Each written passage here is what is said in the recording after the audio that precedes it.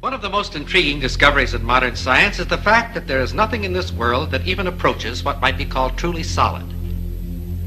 We speak of solids, liquids, and gases, but these terms describe superficial rather than basic properties of matter. All matter, regardless of its state, is composed of invisible particles called atoms, which in turn are composed of other particles. The air we breathe, though invisible to us, is just as real as wood or metal, because it's made of the same fundamental particles. It is the arrangement of these particles and the forces that bind them together that give to a substance its special properties. If we bring a piece of steel close to a magnet, we say that the steel becomes magnetized. But what is it that actually happens? If we place the steel inside a coil of wire connected to a high-gain amplifier, and then bring the magnet close to the bar of steel, we can hear something that suggests movement inside the steel. Listen.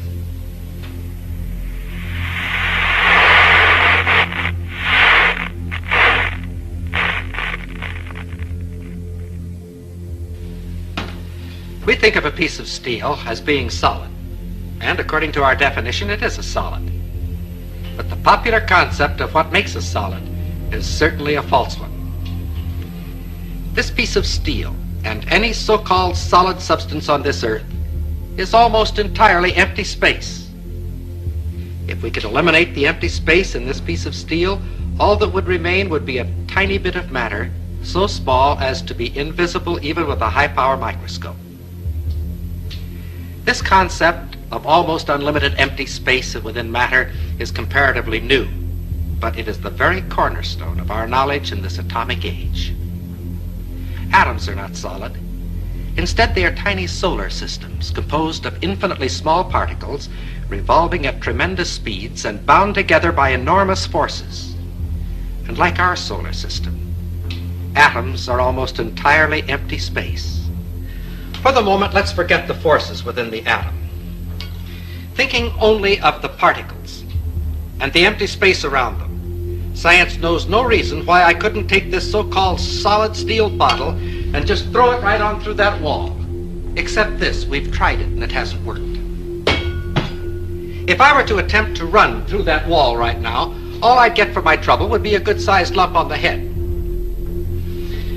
But that which would prevent my body passing through the wall would not be a collision of particles, but rather a collision of forces, the same forces that make an atom bomb. And if it were not for these forces, my body could go freely back and forth through that wall, just as though it were not there. It is within the realm of scientific possibility that there could be two worlds coexistent, occupying the same part of space at the same moment of time, each world just as real as the other, with its mountains, valleys, rivers, trees, and people. And that one world could pass freely through the other world, neither world being conscious of the existence of the other world, if you grant just one thing. Atomic forces within the material substance of these two worlds that are not mutually interactive. What do we mean by this? Let's see. Here are two pieces of steel.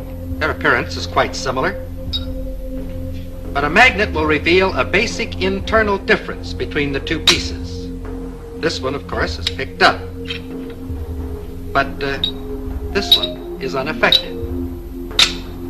This piece of steel is non-magnetic, stainless steel. Of course, we all know that other metals, such as brass or aluminum, are not affected by the magnet. But a ring made of aluminum is something else. It can be suspended in air by the electromagnetic force of what is actually a transformer.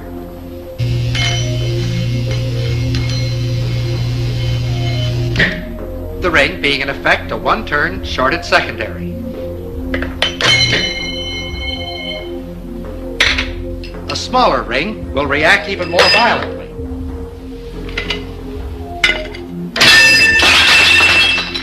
Here is another ring. This one made of a material we say is non-conductive. And it is completely completely unaffected. Here is another example. Several thousand watts of power were involved in that spark.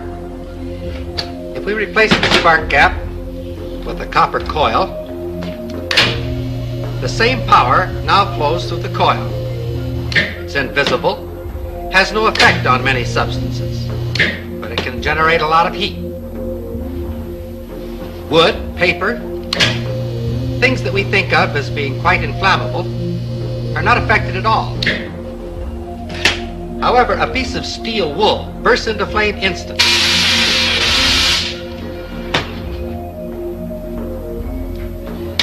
Did you ever fry an egg on a cold stove?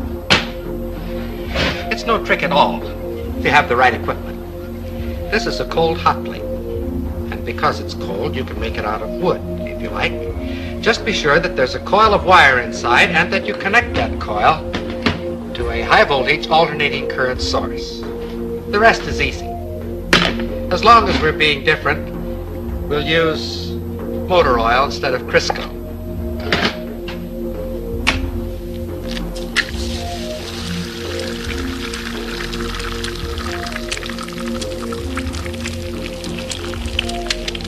The egg fries very quickly, but the stove remains perfectly cold. In fact, if you wish, just to keep it handy, you can fry your egg on the morning newspaper. With a gadget like this, you can get up in the morning, sit on the stove, read the morning newspaper, and fry the eggs in your lap. Another example of the fact that physical forces can be quite selective in their effect. All of the examples which we have cited thus far have been in the physical realm, and of course have been limited by that fact.